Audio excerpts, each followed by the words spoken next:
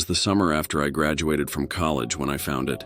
I had always been fascinated by history, especially ancient civilizations, so when I got the chance to join a small archaeological dig in a remote part of Greece, I jumped at it. I thought it would be the perfect way to spend my last summer before stepping into the real world.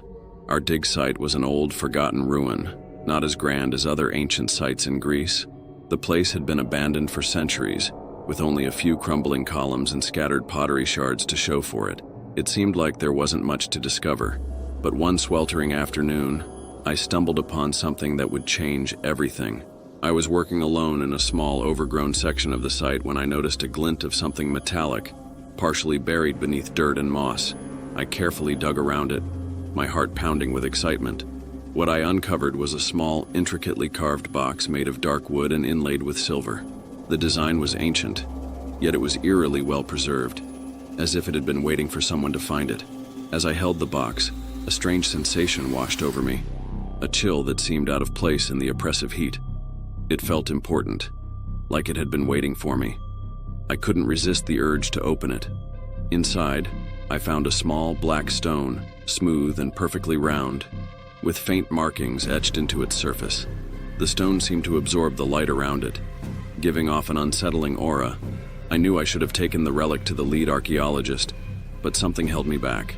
Instead, I slipped the stone into my pocket, telling myself I'd show it to the team later.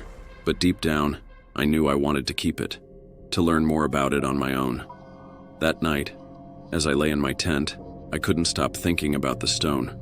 I pulled it out and held it up to the light, studying the strange markings. They seemed to shift and change as I looked at them, almost like they were alive. Suddenly, I was jolted awake by a strange noise, a low, guttural whisper that seemed to echo through the stillness of the night. My heart raced as I sat up, clutching the stone. The whispers grew louder, filling the tent with voices speaking in a language I didn't understand. It was as if the stone was calling out to something, or someone. Then, just as suddenly as they had started, the whispers stopped, leaving me in a suffocating silence. I didn't sleep for the rest of the night. The next day, I was exhausted and on edge, but I couldn't bring myself to tell anyone about the stone or the whispers. Instead, I kept it hidden, carrying it with me everywhere. The more I had it, the more obsessed I became. It felt like the stone was exerting some kind of influence over me, clouding my judgment and making me do things I wouldn't normally do. Then, the dreams began. They were vivid, terrifying visions of ancient rituals performed in dark, smoky chambers. Hooded figures chanted in that same incomprehensible language, their faces hidden in shadow as they made offerings to something unseen. In each dream, I was one of them, standing at the altar, holding the stone as it pulsed with an unnatural energy. One night, unable to stand the nightmares any longer, I decided to do some research. I sneaked away to a nearby village with an old library filled with dusty tomes and forgotten scrolls. I searched through them, desperate for any information about the stone or the markings on it. Eventually, I found a reference in an ancient manuscript that sent chills down my spine. The stone was a relic from a long-forgotten civilization that worshipped dark, eldritch gods.